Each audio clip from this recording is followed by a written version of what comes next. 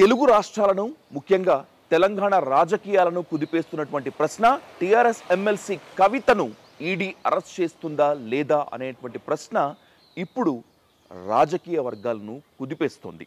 Liquor స్కామ్కి సంబంధించి ED notice కవితకు ఇచ్చినటువంటి నేపథ్యంలో ఈరోజు ఆమె ఈడీ ముందుకు విచారణకు హాజరు కానున్నారు. ఈరోజు ఉదయం అంటే మరి కాసేపట్లో 10 గంటల తర్వాత ఢిల్లీలోని తుగ్లక్ రోడ్లో ఆమె నివాసం నుంచి ఈడీ ఆఫీస్ ముందుకు ఆమె విచారణ నిమిత్తం హాజరు కానున్నారు. ఈ నేపథ్యంలో కవితను అరెస్ట్ చేస్తారా లేదా కేవలం విచారించి మాత్రమే వదిలిపెడతారా? ఒకవేళ అరెస్ట్ చేస్తే పరిణామాలు ఏ విధంగా ఉంటాయి? కవిత అరెస్ట్ తర్వాత తెలంగాణ రాజకీయాలు ఏ విధంగా మారతాయి? అలాగే దేశ రాజకీయాలపై బీఆర్ఎస్ ప్రభావం ఏ విధంగా చూపిస్తోంది? బీజేపీ వర్సెస్ టీఆర్ఎస్ వర్సెస్గా నడుస్తున్నటువంటి ఈ పాలిటిక్స్ నేపథ్యంలో కేసీఆర్ ఎలా స్టాండ్ తీసుకుంటారు? బీజేపీ దాన్ని ఏ విధంగా తిప్పికొడుతుంది అనేటువంటిది ఈ ప్రశ్న ఇప్పుడు అందరినీ తొలిచేస్తోంది. ఈ నేపథ్యంలో నిన్నటి నుంచి మారినటువంటి సమీకరణాలు, పరిణామాలు కవిత అరెస్టును ఖచ్చితంగా ధృవీకరిస్తున్నాయి. అయితే కవిత అరెస్ట్ అయితే కేసీఆర్ వ్యూహం ఎలా ఉంటుంది అని అందరూ ఆలోచిస్తున్నటువంటి నేపథ్యంలో బీజేపీ నేతలు మరో సరికొత్త వాదనను తెర మీద తీసుకొచ్చారు. మొన్నటి వరకు కవిత అరెస్ట్ ఖచ్చితంగా ఉంటుంది అని వాదించినటువంటి నేతలంతా కూడా ఇప్పుడు కేసీఆర్ భయపడ్డారు అనేటువంటి వాదనను తెర మీదకు తీసుకొస్తున్నారు.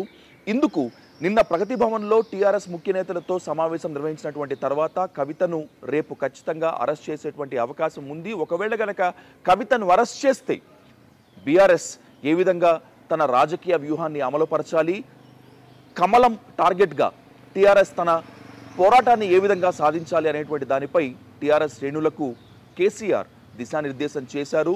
ఈ దిశానిర్దేశంలో భాగంగానే టీఆర్ఎస్ మంత్రి కేసీఆర్ తనయుడు కేటీఆర్ ఇప్పటికే ఢిల్లీకి బయలుదేరారు. ఢిల్లీలో మకాం వేసినట్టు కూడా తెలుస్తోంది. కేటీఆర్తో పాటు మరికొంతమంది బీఆర్ఎస్ నేతలు కూడా ఈడీ విచారణ ఏ విధంగా జరుగుతుంది, ఈడీ విచారణ అనంతరం కవితను గనక అరెస్ట్ చేస్తే పరిణామాలు ఏ విధంగా ఉంటాయి, దాని తర్వాత తీసుకోవాల్సినటువంటి స్టెప్స్ పైన ఇప్పటికే హస్తినలో మకాం వేసినట్టు జరుగుతుంది. ఈ నేపథ్యంలో అసలు కవితను అరెస్ట్ చేస్తారా లేదా, కవితను అరెస్ట్ చేస్తే నెక్స్ట్ రాజకీయ వ్యూహాలు ఏ విధంగా ఉంటాయి, తెలంగాణ రాజకీయాల్లో హీట్ ఏ విధంగా పెరుగుతుంది, బీజేపీని ఎదుర్కొనేందుకు టీఆర్ఎస్ ఎలాంటి వ్యూహాలు అనుసరిస్తుంది, అలాగే టీఆర్ఎస్ను ఎదుర్కొనేందుకు బీజేపీ తన పోరాటాన్ని ఏ విధంగా ముందుకు తీసుకుపోతుంది అనేటువంటి పరిణామాలను గనక ఒక్కొక్కటి గనక చూసినట్లయితే బీజేపీ నేతల మొన్నటి వరకు చెప్పినటువంటి స్టేట్మెంట్తో మన ఈ విశ్లేషణ గనక ప్రారంభించేటువంటి ప్రయత్నం చేస్తే కవిత అరెస్టును ఎట్టి పరిస్థితుల్లో కూడా తప్పదు అనేటువంటిది కమలం నేతలు మొన్నటి వరకు చెప్తున్నటువంటి మాట. ఏంటి, మీకు ఈడీ ఇప్పటికే మీకు లీక్స్ ఇచ్చేస్తుందా, లేకపోతే మీరే సిబిఐ అలాగే ఈడీ అధికారులుగా మారి ఈ విధంగా స్టేట్మెంట్స్ ఇస్తున్నారా అన్ని వాదించినటువంటి టీఆర్ఎస్ నేతలు మొత్తం అంతా కూడా నిన్న తమ అధినేత కేసీఆర్ ఇచ్చినటువంటి ఆదేశాలతో స్టేట్మెంట్తో కాస్త డిఫెన్స్లో పడ్డారనే అనుకోవచ్చు. ఎందుకంటే రేపు ఖచ్చితంగా కవితను అరెస్ట్ చేసేటువంటి ఛాన్స్ ఎక్కువగా ఉందని చెప్పి కేసీఆరే చెప్పినటువంటి నేపథ్యంలో కవిత అరెస్ట్ తప్పదా అనేటువంటి అనుమానాలకు కాస్త బలం చేకూరుతున్నట్టుగా ఉంది. అదేవిధంగా మొన్నటి వరకు అనేక మంది న్యాయ నిపుణులతో సంప్రదించినటువంటి తర్వాత ఈడీ ఇచ్చినటువంటి నోటీస్ను అంత తేలిగ్గా తీసిపారేయలేమని చెప్పి టీఆర్ఎస్ నేతలు ఒక అభిప్రాయానికి వచ్చినట్టు తెలుస్తోంది. ఎందుకంటే తొలిసారిగా కవిత ఇంటికి ఈడీ వచ్చినప్పుడు సెక్షన్ సిఆర్పిసి 160 కింద మాత్రమే నోటీస్ ఇచ్చింది. అది అనుకున్నంత బలంగా ఉండాల్సినటువంటి అవసరం లేదు, అనుకున్నంత బలంగా కూడా ఉండదు. కానీ PMLA prevention of money laundering యాక్ట్ను అనుసరించి సెక్షన్ 50 కింద ఇచ్చినటువంటి నోటీసు మాత్రం అరెస్ట్ ఖచ్చితంగా తప్పదు, అరెస్ట్కే ఎక్కువగా ఛాన్స్ ఉంది. ఎందుకంటే కవిత ఇచ్చేటువంటి స్టేట్మెంట్ అంతా కూడా ఇది నా మనస్ఫూర్తిగా నా కాన్షియస్లోనే ఉండి ఇస్తున్నాను, ఒక సాక్షిగా మాత్రం కాదు అనేటువంటి స్టేట్మెంట్ రికార్డ్ చేసేటువంటి ఛాన్స్ సెక్షన్ 50 కింద ఉంది. అయితే ఈ సెక్షన్ 50 కింద ఇచ్చినటువంటి నోటీస్ ప్రకారమే కవిత అరెస్ట్ తప్పదు అని చెప్పి అందరూ భావిస్తున్నారు. దీనికి ఉదాహరణగా మనీష్ సిసోడియా ఇచ్చినటువంటి అరెస్టును కూడా, అలాగే మనీష్ సిసోడియాని ఏ విధంగా అయితే అరెస్ట్ చేసి తిహార్ జైల్లో ఉంచారో ఈ విధంగానే కవిత అరెస్ట్ కూడా తప్పదని భావిస్తున్నారు. ఈ నేపథ్యంలోనే ఒకవేళ గనక కవిత అరెస్ట్ గనక జరిగితే కమలాన్ని టార్గెట్ చేసుకొని, బీజేపీని టార్గెట్ చేసుకొని టీఆర్ఎస్ ఏ విధంగా ముందుకు పోవాలి అనేటువంటి వ్యూహరచనను ఇప్పటికే కేసీఆర్ ఇచ్చారు. ఆ వ్యూహరచనలో భాగంగానే కేటీఆర్ ఢిల్లీకి వెళ్ళారు. ఇప్పటికే హైదరాబాద్లో అన్ని చోట్ల బై బై మోదీ అనేటువంటి హ్యాష్ ట్యాగ్తో పోస్టర్లు వెలిశాయి. ఫ్లెక్సీలు అన్ని చోట్ల కూడా దర్శనమిస్తున్నాయి. ఈ ఫ్లెక్సీల్లో భాగంగా బీజేపీకి ముందు అనేక అవినీతి కేసుల్లో ఇరుక్కున్నటువంటి ప్రస్తుత కేంద్ర మంత్రి జ్యోతిరాదిత్య సింధియా, అలాగే వెస్ట్ బెంగాల్ బీజేపీ ప్రధాన నేత సువేందు అధికారి, ఆంధ్రప్రదేశ్లో ఉన్నటువంటి కీలకమైనటువంటి నేత సుజనా చౌదరితో పాటు మరికొంతమంది నేతలు బీజేపీలో చేరకముందు ఏ విధంగా అవినీతి పరులుగా ఉన్నారు, బీజేపీలో చేరిన తర్వాత, బీజేపీ గూటికి చేరినటువంటి తర్వాత తమ అవినీతి ఆరోపణలు ఏ విధంగా పోయాయి, కేసులు ఏ విధంగా సైలెంట్ అయ్యాయి అని చెప్పి విశదీకరిస్తూ వారందరి ఫోటోలతో కూడా హైదరాబాద్లో పలు చోట్ల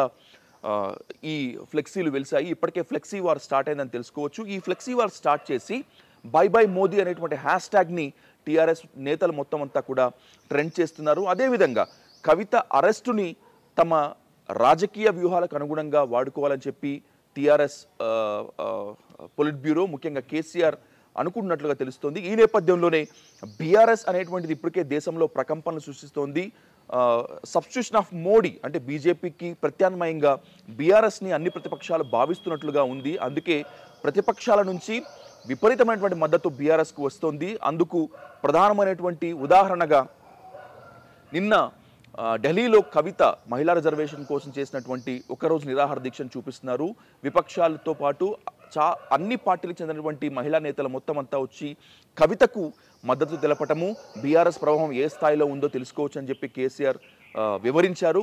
ఈ బీఆర్ఎస్ ఎదిగి మిగతా రాష్ట్రాల్లో ప్రభావం కనుక చూపిస్తే బీజేపీకి గడ్డుకాలం వస్తుంది అనేటువంటి ఒక ఆలోచనని జనాల్లోకి తీసుకువెళ్ళాలి. ఇందుకోసమే బీజేపీ తమల్ని ఓర్చుకోవట్లేదు. అలాగే అభివృద్ధి పదంలో దూసుకుపోతున్నటువంటి తెలంగాణను, ముఖ్యంగా తెలంగాణను అభివృద్ధి చేస్తున్నటువంటి టీఆర్ఎస్ను ఏ విధంగానైనా సరే అడ్డుకట్ట వేయాలని చెప్పి బీజేపీ భావిస్తోంది. కాబట్టే ఎలాంటి ఆరోపణలు లేకపోయినా ఫ్యాబ్రికేటెడ్ స్టోరీస్ అంటే కల్పిత కథలు సృష్టించి కవితను అరెస్ట్ చేసి జైలుకి పంపిస్తే టీఆర్ఎస్ తన ప్రగతిని ఆపేస్తోంది, బీజేపీ టార్గెట్గా పెట్టినటువంటి తన వ్యూహాన్ని మార్చుకుంటుంది, తన పొలిటికల్ స్ట్రాటజీని ఎలాగైనా మార్చుకుంటుందని చెప్పి బీజేపీ భావిస్తున్నట్లు. కానీ ఈ విషయంపై ఎట్టి పరిస్థితుల్లో తగ్గకూడదని, అరెస్టులకి భయపడేది లేదు, జైళ్లకైనా కూడా భయపడేది లేదు. ఎందుకంటే దేశం యావత్తు తలెత్తి చూసినటువంటి తెలంగాణ ఉద్యమాన్ని నడిపించి స్వరాష్ట్రం కోసం సంఖ్యలు కూడా తెంచుకొని జైళ్ల పాలయ్యి అనేక విధంగా త్యాగాలు చేసి తెలంగాణ సాధించినటువంటి ఘనత మనది కనుక ఆ పోరాటాన్ని, ఆ వారసత్వాన్ని ఖచ్చితంగా కొనసాగించాల్సిందే అని చెప్పి ఏది ఏమైనప్పటికీ ఎన్ని అరెస్టులు చేసినా, ఎంతమందిని జైల్లో తీసుకువెళ్ళినా, లేదంటే గనక ఈడీ, సిబిఐతో పాటు ఇన్కమ్ ట్యాక్స్లను కూడా వాడి తమపై దాడులు గనక చేయించినా కూడా ఎక్కడా కూడా వెనక్కి తగ్గకూడదని చెప్పి కేసీఆర్ తన శ్రేణులకు మార్గదర్శకత్వం ఇచ్చినటువంటి నేపథ్యంలో ఒకవేళ గనక కవిత అరెస్ట్ గనక జరిగితే నెక్స్ట్ పొలిటికల్ స్ట్రాటజీ ఏ విధంగా ఉంటుంది అని తెలుసుకునేందుకు యావత్ దేశంలో రాజకీయ వర్గాలు మొత్తం అంతా కూడా చూస్తున్నాయి. ఏది ఏమైనప్పటికీ కాసేపట్లో కవిత ఈడీ ముందుకు హాజరయ్యేటువంటి అవకాశం చాలా ఎక్కువగా ఉంది. అదేవిధంగా ఈడీ విచారణ తరువాత కవితను అరెస్ట్ చేసేటువంటి అవకాశాలు కూడా ఎక్కువగా ఉన్నాయని చెప్పి PMLA prevention of money laundering యాక్ట్ను చదివినటువంటి న్యాయ నిపుణులు, అదేవిధంగా సెక్షన్ 50 యొక్క ప్రాముఖ్యతను వివరిస్తూ ఇప్పటికే న్యాయ నిపుణులు చెప్పినటువంటి తమ అభిప్రాయాల ప్రకారము కవిత అరెస్ట్ తప్పదని తెలుస్తోంది. ఏది ఏమైనప్పటికీ కవితను అరెస్ట్ చేసినా చేయకపోయినప్పటికీ కూడా బీజేపీ టార్గెట్గా చేసేటువంటి బీఆర్ఎస్ వ్యూహాలు మాత్రము మరింత పదునెక్కుతాయి. రాబోయేటువంటి రోజుల్లో బీజేపీ వర్సెస్ బీఆర్ఎస్ అనేటువంటిది మాత్రము మరింత యుద్ధ ప్రాతిపదికన మరింతగా చాలా హై లెవెల్లోనే జరుగుతున్నట్లు తెలుస్తోంది. కెమెరా పర్సన్ రవితో విజయ్ సాధు, ఐ డ్రీమ్ కోసం.